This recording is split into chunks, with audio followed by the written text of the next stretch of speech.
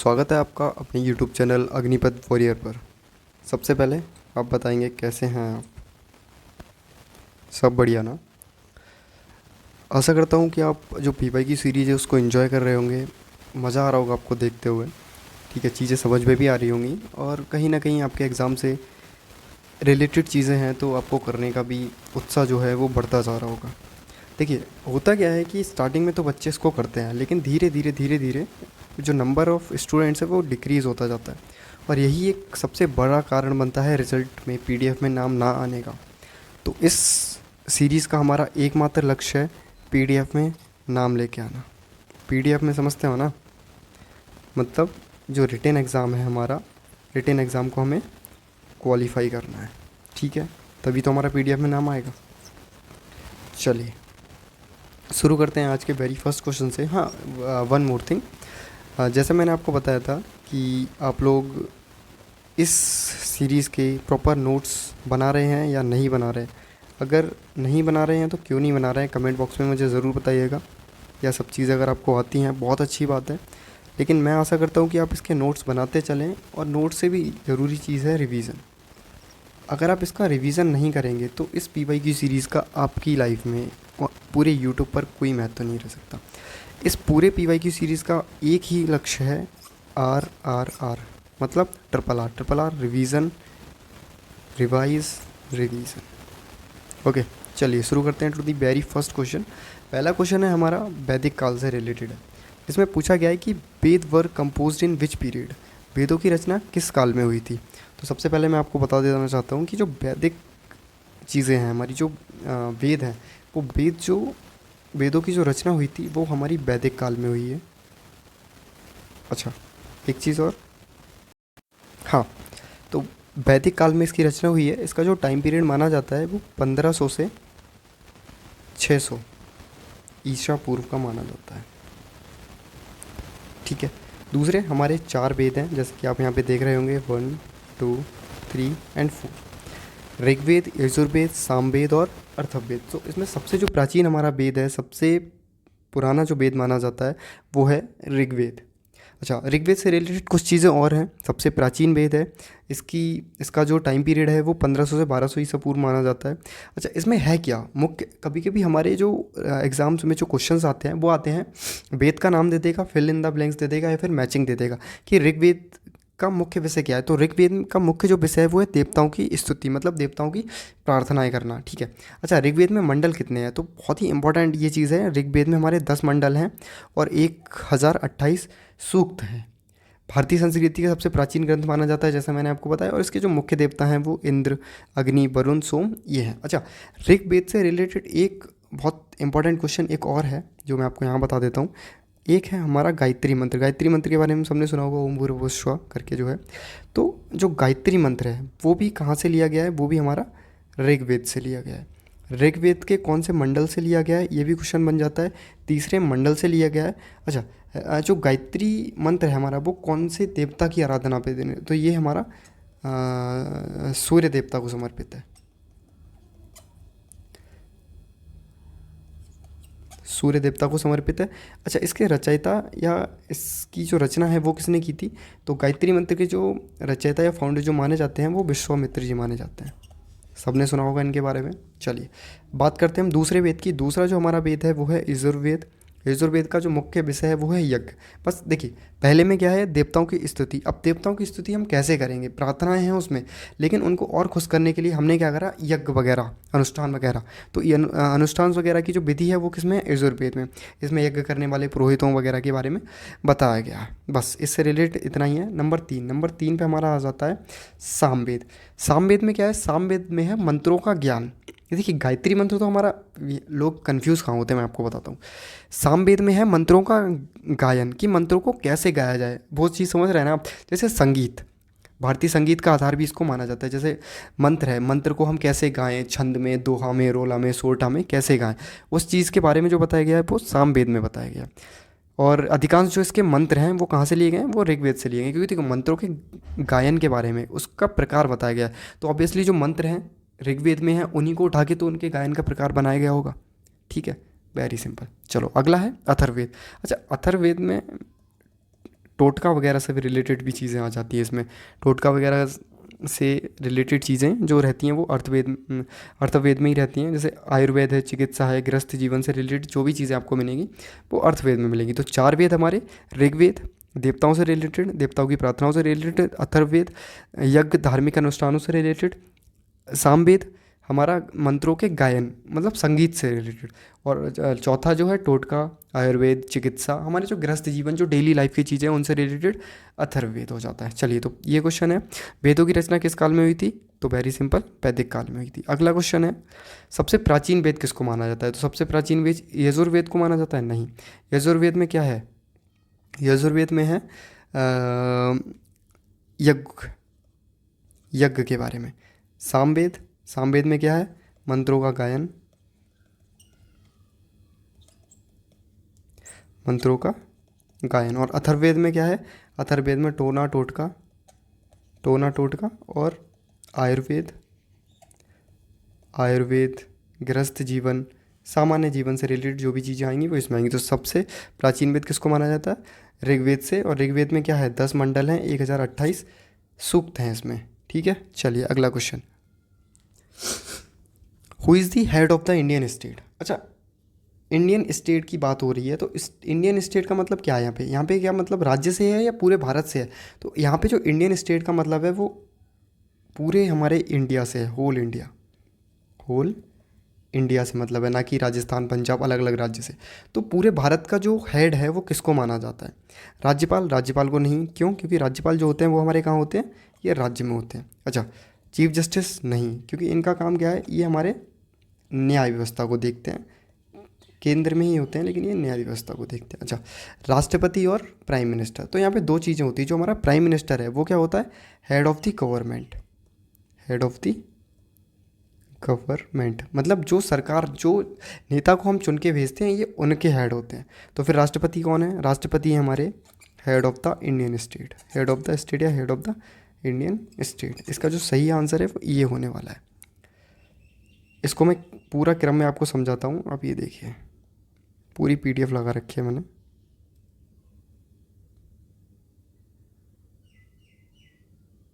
चलिए, तो राष्ट्रपति के बारे में हम समझते हैं, प्रेसिडेंट के बारे में हम समझते हैं। अभी हमारी जो वर्तमान में प्रेसिडेंट हैं वो हैं श्रीमती द्रौपदी मुर्मू जी। ओके, चलिए, तो जो राष्ट्रपति हैं, राष्ट्रपति जो हमारे देश में है वो एक संवैधानिक पद है। अच्छा, संवैधानिक पद है तो ऑब्वियसली उसके लिए अनुच्छेद होंगे। कोई भी देखिए, कोई भी अगर संवैधानिक पद है तो उसके लिए अनुच्छेद तो आपको मिलेंगे ही मिलेंगे। पहले मैं राष्ट्रपति के बारे में कुछ चीज़ें बता देता हूँ। राष्ट्रपति जो हमारे देश में राष्ट्रपति होते हैं वो केवल नॉमिनल कार्यपालक होते हैं, मतलब वो एक नाम मात्र के कार्यपालक माना जाता है उनको। जो वास्तविक शक्ति रहती है वो प्रधानमंत्री और उनका जो मंत्रिमंडल रहता है उनमें निहित रहती है। उसी के कहने पर राष्ट्रपति हमारे सारे काम करते हैं। मतलब हमारे देश में जो भी काम होते हैं वो होते तो राष्ट्रपति के नाम पर हैं, लेकिन उनको करता कौन है? प्रधानमंत्री और उनके द्वारा मनोनीत मंत्रिमंडल। चलिए, राष्ट्रपति को हम प्रथम नागरिक भी कहते हैं। भारत का जो भी राष्ट्रपति बनेगा वो फर्स्ट सिटीजन ऑफ इंडिया कहलाता है।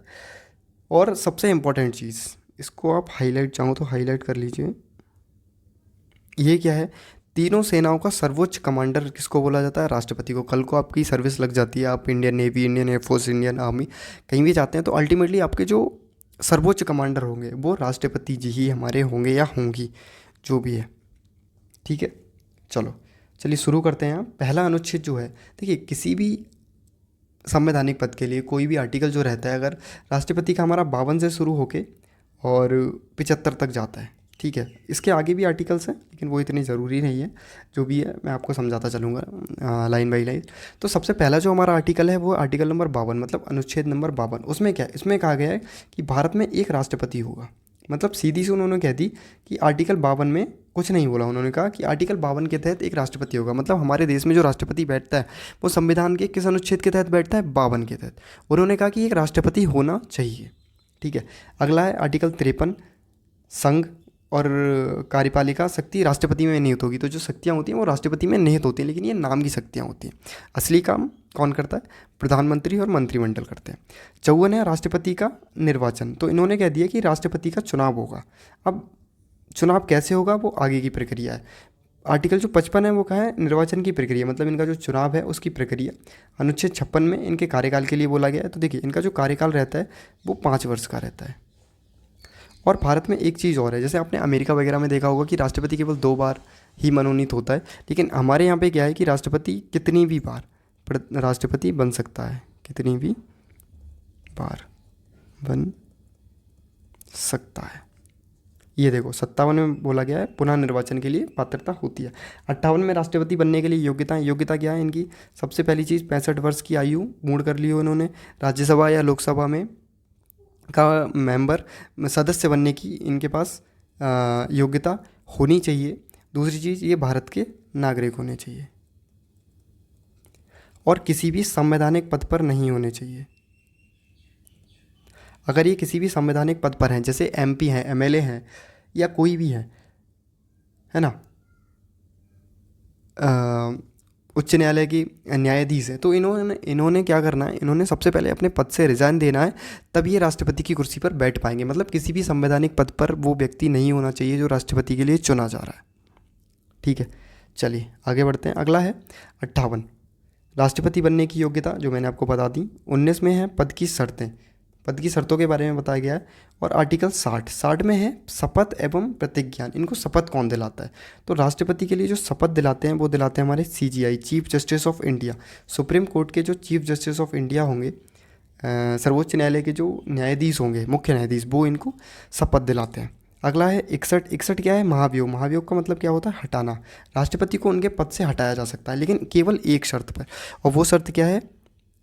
राष्ट्रपति को उनके पद से हटाने की केवल और केवल एक ही शर्त है, वो है संविधान का उल्लंघन। संविधान का उल्लंघन, अगर ये संविधान का उल्लंघन करते हैं तो इनके खिलाफ इम्पीचमेंट लाया जाएगा। इम्पीचमेंट एक बहुत लंबी प्रक्रिया है, आज तक भारत में किसी भी राष्ट्रपति के खिलाफ वो नहीं लाया गया। अच्छा, 62 में रिक्त पद को भरना। कोई भी राष्ट्रपति अगर अपने पद से रिजाइन कर देता है, उसकी मृत्यु हो जाती है या उसको इम्पीचमेंट करके हटा दिया जाता है, तो जो रिक्त पद है उसको हमें खाली नहीं रखना। राष्ट्रपति का जो पद है वो कभी भी खाली नहीं रह सकता। देखिए अगर बाई चांस किसी की डेथ हो जाती है, इम्पीचमेंट हो जाता है, तो सबसे पहले क्या होगा, जो हमारे वाइस प्रेसिडेंट है, जो हमारे उपराष्ट्रपति हैं, वो राष्ट्रपति की कुर्सी पर बैठ जाते हैं। लेकिन अगर उन्हें नहीं बैठना है तब कौन बैठेगा? ये मैं ये चीज़ यहाँ पे लिख देता हूँ। यहाँ पे देखो, जो हमारे राष्ट्रपति हैं, राष्ट्रपति अगर हट जाते हैं, राष्ट्रपति अगर हट जाते तो इनकी कुर्सी पर कौन बैठेगा? उपराष्ट्रपति। कब तक? जब तक चुनाव नहीं हो जाते। अगर ये नहीं बैठना चाहते तो सीजीआई, मतलब सर्वोच्च न्यायालय जो हमारा है, सर्वोच्च न्यायालय के जो न्यायाधीश हैं, न्यायाधीश उस पर बैठेंगे। अगर ये भी नहीं बैठना चाहते तो जो सीनियर मोस्ट होंगे, जो हमारे सीनियर मोस्ट जज होंगे, उनको बैठाया जाएगा, लेकिन इस कुर्सी को खाली नहीं छोड़ा जा सकता। अच्छा, अगला है हमारा अनुच्छेद नंबर 52 क्षमादान की शक्ति। तो समाधान की शक्ति आर्टिकल 72 में आती है। मैंने समाधान के प्रकार को भी यहाँ लिख रखा है। समाधान 5 प्रकार का होता है: पूरी तरह क्षमा कर देना, दंड स्थगित कर देना, दंड में राहत कर देना, दंड में कमी कर देना, दंड में परिवर्तन कर देना। ये केवल आपसे पूछ सकता है कि दंड जो है वो कितने प्रकार का हो सकता है, इसमें कितने प्रकार का समाधान दिया जा सकता है, बाकी इतना ही है।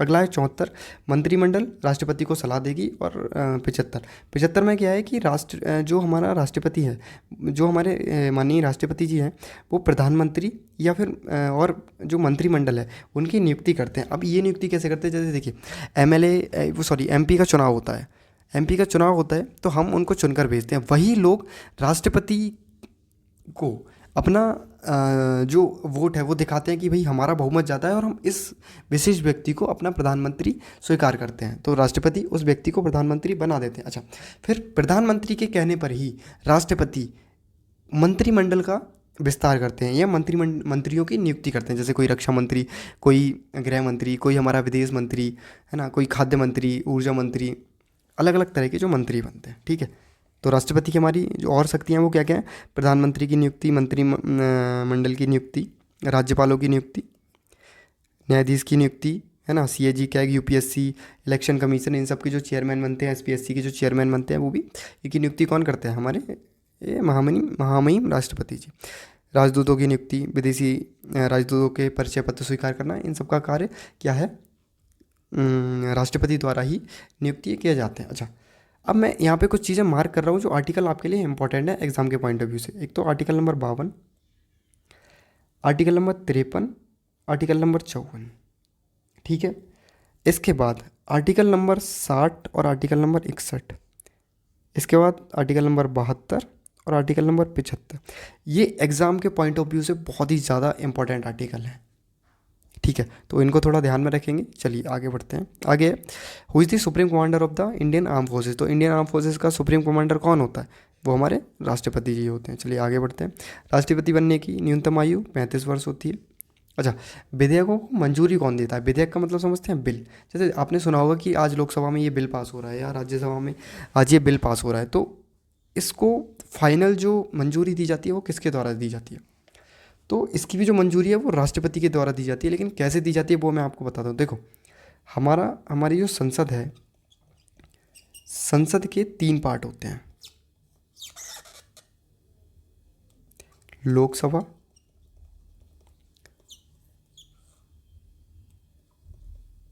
राज्यसभा।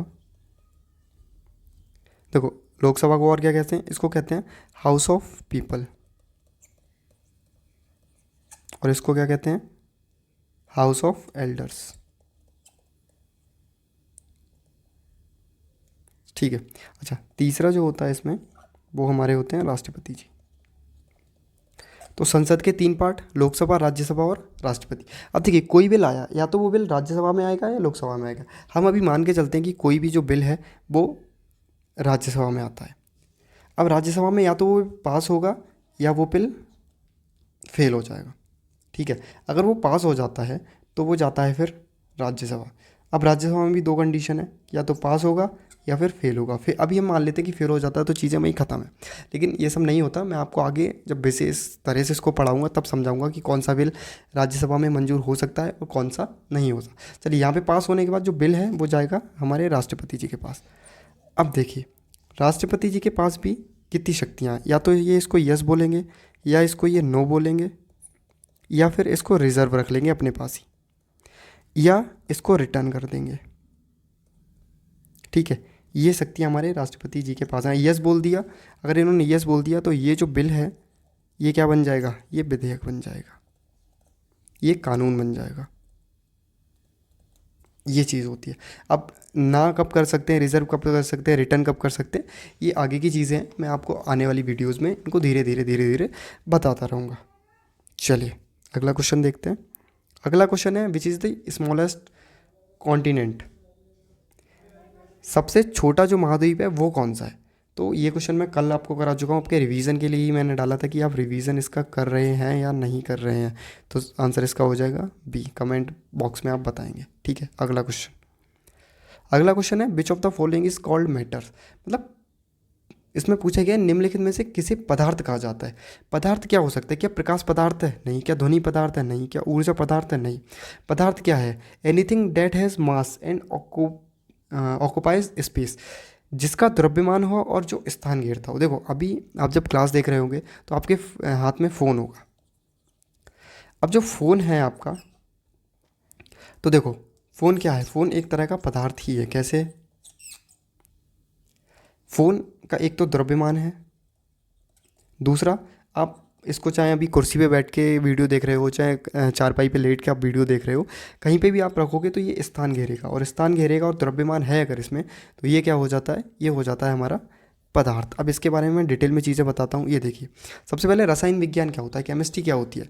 रसायन विज्ञान वह विज्ञान है जिसमें पदार्थ, जिसकी अभी हम बात कर रहे थे कि संरचना, गुण, परिवर्तन, उपयोग, इन सब चीज़ों की बात की जाती है, अध्ययन किया जाता है। वो हमारा क्या होता है? वो हमारा रसायन विज्ञान होता है। किस किस में? इसकी संरचना, गुण, पदार्थ और उपयोग की बात की जाती है। चलिए आगे बढ़ते हैं, आगे देखते हैं। आगे क्या है कि पदार्थ के बारे में ही बताया गया। जैसे मैंने आपको बता दिया पदार्थ के बारे में कि पदार्थ हमारी वो चीज़ है जिसमें द्रव्यमान होगा,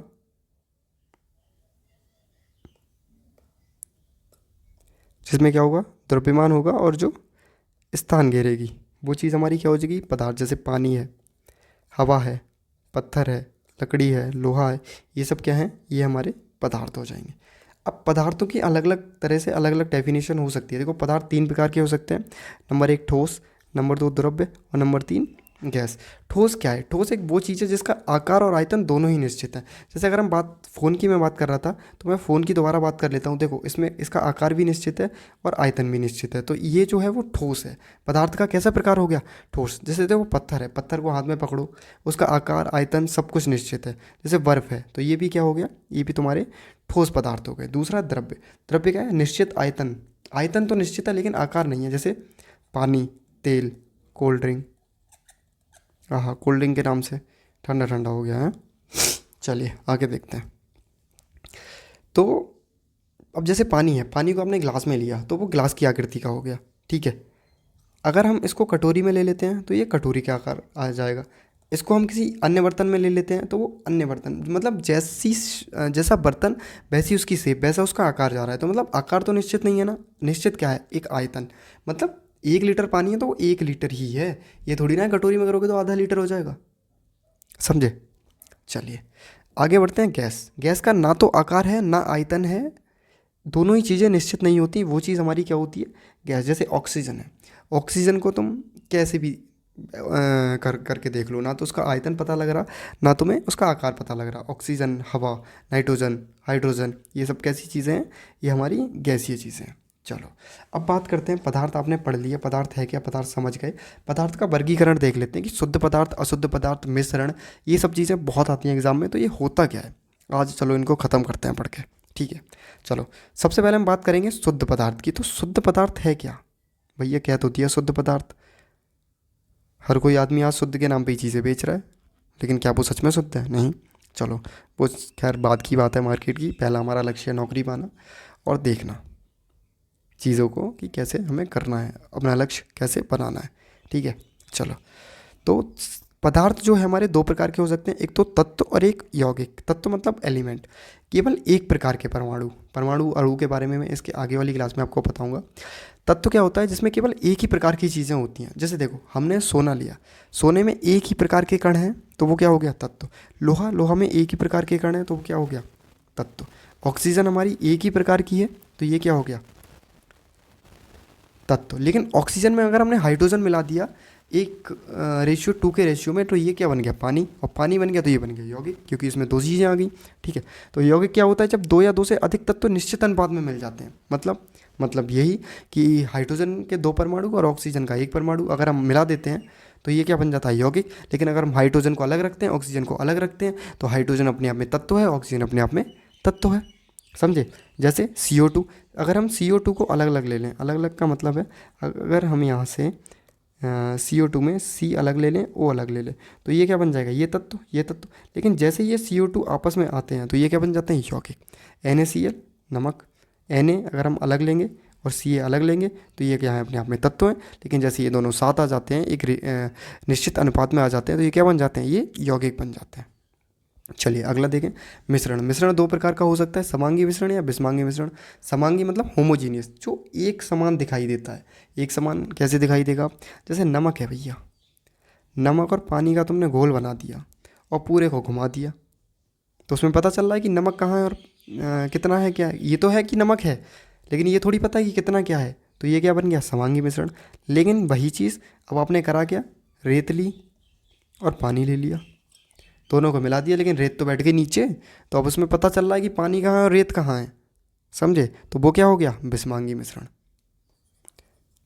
दूसरा विषमांगी मिश्रण और देखो, दाल और चीनी हमने मिला दी साहब, तो अलग अलग दिख रही है, तो ये क्या हो गया, ये भी विषमांगी मिश्रण हो गया, ठीक है। चलो अब एक चीज़ और इम्पोर्टेंट है यहाँ पे, वो चीज़ इम्पोर्टेंट आपकी है क्या, वो है कि भौतिक और रासायनिक परिवर्तन क्या होते हैं साहब। तो भौतिक परिवर्तन क्या होता है, जब कोई नया पदार्थ नहीं बनता। जैसे बर्फ़ है, बर्फ़ हमारी पिघल रही है, तो बर्फ़ जब पिघल रही है तो उसमें क्या हो रहा है कि उसमें कुछ नया थोड़ी ना बनना है। बर्फ़ आखिर पानी से बनी हुई है और वो पिघल कर पानी ही बन जाता है, तो ये क्या हो गया हमारा भौतिक परिवर्तन। लेकिन रासायनिक परिवर्तन क्या होता है? रासायनिक परिवर्तन एक वो क्रिया होती है जिसमें नए पदार्थ का निर्माण होता है। जैसे लोहे में जंग लगना। अब लोहे में जंग लग रही है भैया, लोहे पे जंग जब आ गई, काई आ गई, हिंदी में बोलते हैं, गाँव में बोलते हैं कि दादा जब तो काई आ गई। अब जब काई आ गई तो काई जो है वो अलग चीज़ है, वो लोहा नहीं है।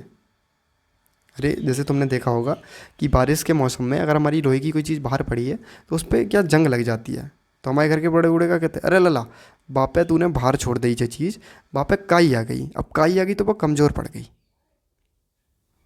समझे? तो जो काई है, जो जंग है उस पर है ना, वो क्या है? वो एक तरह का रासायनिक परिवर्तन है। दूसरा इसमें एक बहुत फेमस उदाहरण है, मोमबत्ती का जलना। मोमबत्ती का जलना, ये हमारा दोनों का एग्जाम्पल है, भौतिक और रासायनिक परिवर्तन दोनों का। ये इम्पोर्टेंट मार्क करके रख लो। देखो यहाँ पे क्योंकि नई नई भी चीज़ नहीं बन रही अगर देखा जाए, और नई चीज़ बन भी रही है, तो यहाँ पे ये थोड़ा कन्फ्यूजिंग रहता है। इसको केवल एग्जाम्पल के माध्यम से याद रखेंगे कि मोमबत्ती का जो जलना रहता है वो हमारा भौतिक और रासायनिक परिवर्तन दोनों में आ जाता है। ठीक है। अच्छा, तो अब घर जाके अगर जब देखोगे कभी भी कि इस पर जंग आ गई तो तुरंत दिमाग में क्या हिट करेगा कि ये क्या है? रासायनिक परिवर्तन। समझ गए? फ्रिज में से बर्फ़ निकालोगे, धीरे धीरे पिघल रही है, तो क्या नोटिस करोगे कि भैया ये तो भैया ने बताया था ये तो भौतिक परिवर्तन है। चलो साहब, बड़े काम की चीज़ बता दी आज है। चलो आगे बढ़ो। Which gas is used in balloons, गुब्बारों में कौन सी गैस भरी जाती है? तो क्या गुब्बारों में ऑक्सीजन भरी जाती है? बोले हाँ भैया ऑक्सीजन ही भरी जाती है, हम तो मुंह से फुलाएं तो ऑक्सीजन ही भरते हैं उसमें तो। ना, लेकिन ये तुम्हारा आंसर हो जाएगा गलत। तो भैया नाइट्रोजन के कार्बन डाइऑक्साइड, ये कोई नहीं। इसमें जो गुब्बारों में जो गैस भरी जाती है वो हीलियम भरी जाती है। अच्छा, हीलियम है कैसी? एक अक्रिय गैस है। अक्रिय गैसें कौन सी होती हैं? अक्रिय गैसें वो गैसें होती हैं जो किसी अन्य गैस से क्रिया नहीं करती। वो मैं आगे बताऊंगा। ये कई सारी अक्रिय गैसेस होती हैं। तो हीलियम के बारे में, ये अक्रिय गैस है और ये सबसे एक तो हल्की होती है, सबसे हल्की होती है। दूसरी ज्वलनशील नहीं होती। अब जब भैया ज्वलनशील नहीं होगी तो गुब्बारा ऊपर जाएगा तो जलने की इसमें नहीं रहती चीज़ है कि भाई जल जाएगा। दूसरा क्या है, सामान्य गुब्बारों में कम उपयोग की जाती है आमतौर पर, है ना। जो वैसे तो हीलियम का ही उपयोग इस पे किया जाता है। दूसरा हम बात करते हैं हाइड्रोजन की। अब तुमने एक हाइड्रोजन ये देखी, हाइड्रोजन तो और सबसे हल्की होती है, सबसे सबसे हल्की। लेकिन इसमें दिक्कत क्या है, ये भैया ज्वलनशील है, तुम्हारी तुरंत आग पकड़ लेगी। समझे? सामान्यतः गुब्बारों में इसका उपयोग नहीं किया जा सकता, लेकिन सामान्यतः हीलियम का उपयोग किया जाता है। समझे? चलो अब आगे बढ़ जाओ, ये अभी मज़ा आएगा वीडियो। हाँ, हु इन्वेंट द टेलीफोन, जो तुम टेलीफोन पे लगे रहते हो दिन रात अपनी पढ़ाई लिखाई छोड़ के, है ना, बाद में कहते हो भैया पीडीएफ में नाम नहीं आया, करके तो बहुत तेरा कुछ आए थे, लेकिन क्या हमारे 40 सही हैं, कोई कह रहा है हमारे 45 सही हैं, और पीडीएफ में देखो तो नाम ही ना। क्योंकि वहाँ तो मास्टर भी तुम ही बन गए, है ना, पढ़ने वाले भी तुम ही बन गए।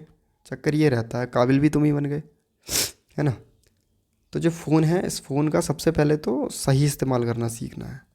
लत नहीं लगानी किसी भी चीज़ की, सही इस्तेमाल करना सीखना है और इसको एक सही मार्ग पे लेके जाना है। चलिए, तो एडिसन ने इसका करा ना, न्यूटन ने करा ना, टेस्ला, टेस्ला तो भैया भैया ही है। अलेक्जेंडर ग्राम बेल ने इसका आविष्कार किया था। बहुत बहुत धन्यवाद है साहब उनका जिनने फ़ोन का आविष्कार कर दिया। इसी सहारे हम और तुम कनेक्ट हैं आज। चलो आगे देखो, ये कुछ चीज़ें हैं जो मैंने यहाँ पे कर दी हैं। आशा करूँगा कि आप इन लोग को इन सब चीज़ों को पढ़ लेंगे। मैं एक सांस में पढ़ता हुआ चला जाऊँगा। जैसे इलेक्ट्रिक बल्ब है, थॉमस एल्वा एडिसन ने किया था। टेलीफोन का अलेक्जेंडर ग्राम बेल ने किया था। रेडियो का, है ना, किसने किया? हवाई जहाज़ का किसने किया? राइट ब्रदर्स ने। भाप का इंजन का किसने किया? जेम्स वॉट ने, है ना। मुद्रण मशीन जो प्रिंटिंग प्रेस है, इसका किसने करा? गुटेनबर्ग ने करा। तो ये मैं आशा करूँगा कि इसको आप रीड करेंगे। रीड, रीड एंड रीड, समझे? ये मोस्ट मोस्ट इम्पॉर्टेंट चीज़ें हैं आप लोग के लिए। मैंने ये इसको टाइप करा है, बहुत मेहनत लगी है भाई इसमें, तो कृपया मेहनत की चीज़ को वसूलें और इसमें इसको एक बार देख लें। इसको 3-4 बार आप देखेंगे तो अपने आप ही ऑटोमेटिक ये चीज़ आपको याद हो जाएगी। चलिए, हाँ हाँ, मज़े की चीज़। ये भैया क्या है? सबसे पहले तो एक बात ये बताओ कि हार्ट का शेप कैसा होता है। ये जो हमारा हृदय होता है, इसका जो शेप है वो कैसा होता है। तो भैया कमेंट बॉक्स में जे वाला दिल मत भेज दियो कि भैया ना, और कुछ लोग तो हमारे ऐसे ही बना देते हैं। लो, आजकल तो ट्रेंडिंग में ना है, आज से 5 साल 7 पहले ऐसा ऐसा बनता था जी, ऐसा ये वाला, ये वाला बनता था। तो हार्ट की जो शेप होती है ना, वो होती है नाशपाती वाली। चलो, ये मैं तुम्हें समझा देता हूँ फटाफट से, बहुत ज़्यादा इंपॉर्टेंट है। पहले तो हिंदी में समझ लो। देखो, हार्ट में क्या है, धमनियाँ होती हैं और सिराएँ होती हैं, है ना। कोई पेज खाली है? पेज है, कोई बात नहीं, टेंशन मत लो। देखो, हार्ट है, हार्ट हमारा जो ह्यूमन हार्ट है वो हृदय है मनुष्य का, है ना। वो 4 चैम्बर में बटा हुआ होता है। 4 चैम्बर तुमको दिख रहे होंगे, कौन कौन से? 1 2, दिखे हुई ना जैसे। चलो, 1 2 और ये 3 और ये 4, समझ गए? चलो, समझ गए तो बहुत बढ़िया बात है। अच्छा साहब,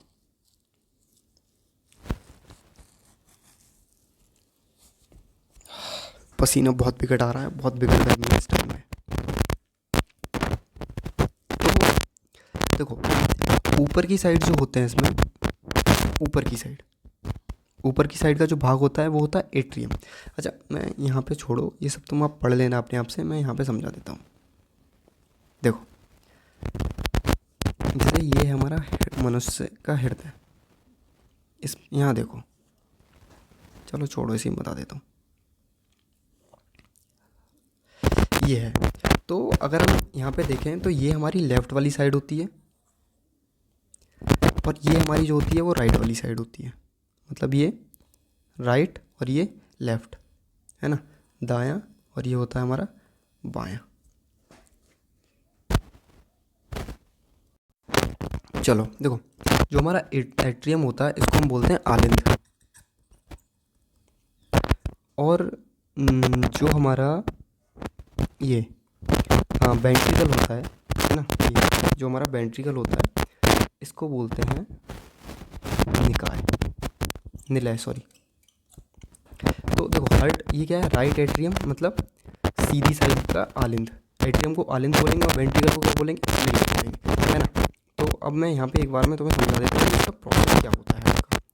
तो हार्ट का जो हमारा काम है वो क्या है, जो हम ब्लड है उसको पंप करना। तो देखो, हार्ट के 4 चैम्बर होते हैं, तुरंत अभी तुमने देखा।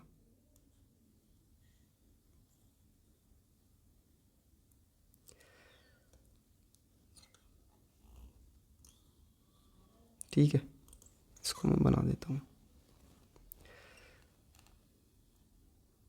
अरे यार, बन नहीं रहा है। देखो,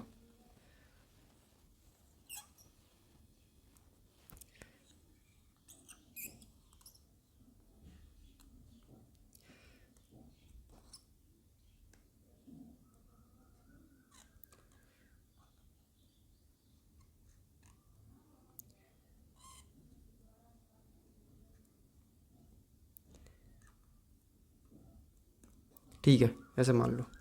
अब ये तुम्हारा हो गया पूरा हार्ट।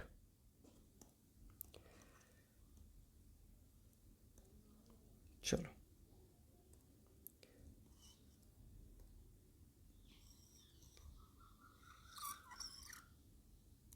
ये हो गया सब तुम्हारा हार्ट। इसको मैं समझाने की उससे पर्पज़ से ऐसा बना, ये मान लो हार्ट है जैसे, ठीक है।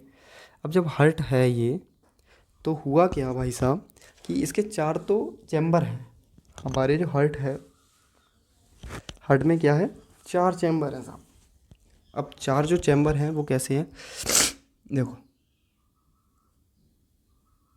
ये यहाँ पे बीच में बाल होते हैं ऐसे, है ना, ऐसे, ठीक है। चलो, ऊपर वाला जो है जिसको हम एट्रियम बोलते हैं, इसको हम बोलते हैं आलिंद, क्या, आलिंद। और नीचे वाले को जो जिसको हम वेंट्रिकल बोलते हैं इसको बोलते हैं निलय। अब ये तो क्या है, सीधी साइड का, सीधा मतलब बायां, मतलब बायां, और ये क्या है, दायां आलिंद, और ये क्या है, दायां निलय, ठीक है। अच्छा, ये है मान लो हमारी बॉडी, ये क्या है, मानव शरीर। ये मान लो ये है हमारी, अरे भाई साहब आज तो पेन भी काम नहीं कर रहा है, देख रहा। ये हमारा शरीर, और ये मान लो ये हमारे फेफड़े, फेफड़े मतलब लंग्स। अच्छा, अब ये जो हमारे फेफड़े हैं, तो देखो इनमें होता क्या है कि सबसे पहले जो हमारा ब्लड पहुंचता है, सबसे पहले हमारा जो ब्लड पहुंचता है वो कैसे पहुंचता है, कहाँ पहुंचता है, देखिए ये है शरीर। शरीर से हमारी दो चीज़ें ब्लड लेके जाती हैं, और वो जो ब्लड रहता है हमारा वो कहाँ पहुंचेगा, मैं इसको रेड से ड्रॉ करूँगा, इसको किसी अलग पेन से ड्रॉ करता हूँ, रुको। इससे देखो, शरीर से जो हमारा ब्लड है वो जा रहा है यहाँ, ठीक है। शरीर से जो हमारा ब्लड है वो जा रहा है कहाँ, ये। तो हमारी अ, जो वेन्स हैं वो इसको लेके जाती हैं। जो वेन्स, अब वेन्स को हिंदी में क्या बोलते हैं, ये देखो सिराएं। और धमनियाँ क्या करती हैं, देखो ये हैं सिराएं, इसको बोल दो सिराएं। सिराएं जो हैं ये शरीर से जब तुम्हारा ब्लड जा रहा है कहाँ, हृदय में, तो ये कैसा है, ये है अशुद्ध रक्त।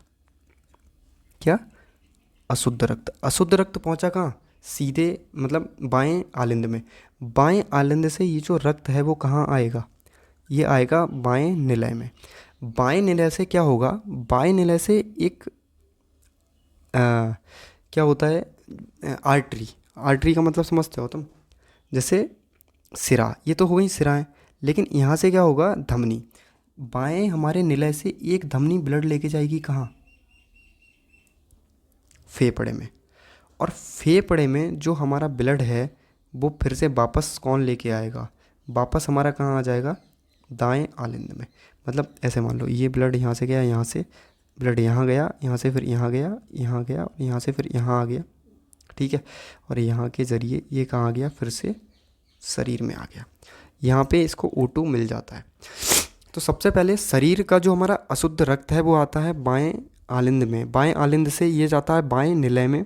बाएं निलय से एक हमारी जो क्या बोलते हैं इसको हिंदी में, धमनी, एक जो हमारी धमनी है वो लेके जाती है फेफड़े पे, और फेफड़े से ये कहाँ आ जाता है, बाएं आलिंद में आ जाता है। और बाएं आलिंद में इसको धमनी लेके आती है, सॉरी, बाएं निलय से इसको फेफड़े तक कौन लेके जाता है, धमनी।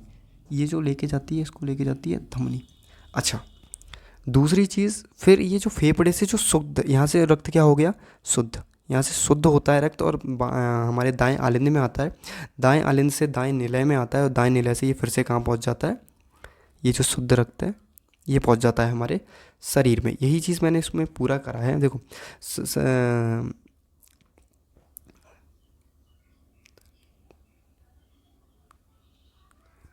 अच्छा, ठीक है। अब आपको एक चीज़ जान के शौक होगा, अगर मैं यहाँ पे है, हाँ देखो, जो हमारी धमनियाँ हैं, धमनियाँ, धमनियाँ क्या करती हैं, ये शुद्ध रक्त कैरी करती हैं। कैसा, शुद्ध रक्त, केवल एक धमनी को छोड़कर। और उस धमनी का नाम क्या है, ये देखो यहाँ पे लिखा हुआ है, पल्मोनरी आर्टरी। पल्मोनरी आर्टरी क्या करती है, ये पल्मोनरी आर्टरी का काम है बाएं निलय से रक्त को ले जाना फेफड़े तक, ठीक है। दूसरी चीज़ हमारी जो सिराएं हैं वो अशुद्ध रक्त कैरी करती हैं। कैसी करती हैं, जो सिराएं हैं हमारी, सिराएं, इसके पास कैसा रक्त मिलता है, अशुद्ध रक्त, लेकिन एक को छोड़कर, वो क्या है, पल्मोनरी वेन। और पल्मोनरी वेन क्या करती है, ये शुद्ध रक्त फेफड़े से लेती है और लाके किसको दे देती है, दाएं निलय को। बाकी अगर आपसे कभी कोई क्वेश्चन किया जाता है कि धमनी में कैसा रक्त बहता है, तो शुद्ध रक्त बहता है, केवल एक धमनी को छोड़कर, कौन सी, पल्मोनरी धमनी। दूसरा है हमारा अशुद्ध रक्त कहाँ बहता है, तो अशुद्ध रक्त सिराओं में बहता है, लेकिन एक सिरा को छोड़ के, वो है पल्मोनरी सिरा, ठीक है। अच्छा, बालों का काम क्या होता है, जैसे यहाँ पे देखो, बालों का जो काम होता है, यहाँ पे जो बाल लगे होते हैं, कि हमारा जो ब्लड फ्लो है वो वापस पीछे ना हो जाए। जैसे देखो हमारे बाएं आलिंद में से ब्लड बाएं निलय में आ रहा है, तो जब ये यहाँ पे आ रहा है तो ये वापस पीछे ना चला जाए, इसलिए यहाँ पे क्या लगे होते हैं, इसलिए यहाँ पे बाल लगे होते हैं। देखो यहाँ देखो, यहाँ पे देखो, ये जो तुम्हें दिख रहे होंगे ना छोटे, ये जो बाल होते हैं, ठीक है। यहाँ देखो पूरा समझाया गया है। ये ब्लड यहाँ से यहाँ आ रहा है, यहाँ से देखो ये फेफड़ों में ज़्यादा रहा है राइट एट्रियम के थ्रू, है ना।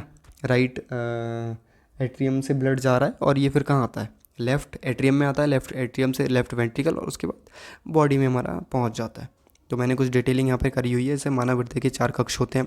मानव हृदय का प्राकृतिक फेस मेकर क्या होता है, ऐसे नोड होता है, सबसे बड़ी धमनी और सबसे बड़ी सिरा जो होती है वेना कावा होती है।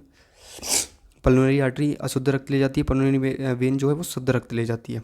इसमें लेफ्ट वेंट्रिकल दीवारें वगैरह क्या होती हैं, प्रति मीटर जो हमारी धड़कन होती है प्रति मिनट कितनी होती है, 72, है ना। सामान्य चाप रक्तचाप जो होता है, जो हमारा बीपी रहता है 120/80 होना चाहिए। इन सब के बारे में मैंने इसको बताया यहाँ पर गया है। हमारा वजन कितना होता है हार्ट का, 250 से 350 ग्राम होता है। इन सब चीज़ों को तो आशा करता हूँ कि जो हार्ट है वो आपको बहुत अच्छे से समझ में आ गया होगा। आगे इससे रिलेटेड हम कुछ क्वेश्चन करते हैं। क्वेश्चन है, मानव शरीर की सबसे बड़ी धमनी कौन सी है। तो सबसे बड़ी धमनी के बारे में यहाँ पे पूछा गया है। तो सबसे बड़ी जो हमारी धमनी है वो कौन सी है, ऑर्टा। कौन सी है, ऑप्शन नंबर सी। यहाँ पे ऊपर भी मैंने बताया गया है। Human heart has the how many chambers, तो कितने कक्ष होते हैं, 4 कक्ष होते हैं। अगला है, मनुष्य में किस प्रकार का रक्त परिसंचरण होता है। तो हमारे में जो होता है वो डबल सर्कुलेशन सिस्टम होता है। जो मानव में देखो यहाँ पे ब्लड क्या है, 2 बार आता है 2 बार जाता है। मतलब यहाँ से ब्लड आया हृदय में, हृदय से फिर कहाँ चला गया, फेफड़े में, फेफड़े से फिर दोबारा आया है ये हमारे हार्ट में। फिर देखो सबसे पहले अशुद्ध रक्त हमारे हार्ट में गया, ये कहाँ गया, बाएं, बाएं आलिंद, बाएं आलिंद से बाएं निकाय, बाएं निकाय से जब ये चला गया फेफड़े में, मतलब ये एक चक्कर इसने पूरा कर लिया। आया, आधे हार्ट में घूमा और चला गया। अगला फेफड़ों से फिर आता है दाएं आलिंद में शुद्ध होकर, और दाएं आलिंद से कहाँ आता है, दाएं निलय में, और दाएं निलय से ये शुद्ध रक्त हमारे शरीर में पहुँच जाता है, और फिर शरीर से सिराओं के द्वारा फिर से अशुद्ध होते हुए ये आ जाता है। ठीक है, चलो अगला है नॉर्मल बीपी। हमारा जो है एक स्वस्थ वयस्क की सामान्य हृदय गति कितनी कितनी होती है, तो कितनी होती है, 72। ठीक है, चलो ये क्या है, बहुत मज़ा आ रही है, दिल गार्डन गार्डन हो गया क्लास को देख के। So thank you so much, thank you for your support, है ना। ऐसे ही देखते रहिए क्लास। ये थैंक यू मैं लिखता हूँ, ऐसे मत समझ लो मास्टर को स्पेलिंग ही ना आती, है ना। ऐसे लिख दो, चाहे तो इसको ऐसे लिख दो। चलो thank you so much for watching this video, है ना। और जब जब भी आप वीडियो देखते हैं तो आशा करता हूँ कि आप इसको लाइक भी करेंगे, है ना। अपना कमेंट बॉक्स में आंसर भी देंगे जो मैं आपको पढ़ाता हूँ, एंड चैनल को सब्सक्राइब भी करेंगे। चलिए thank you so much for watching this video. आशा करता हूँ आपको पूरी वीडियो बहुत अच्छे से समझ में आई होगी, बहुत मज़ा आएगा। चलिए थैंक यू सो मच।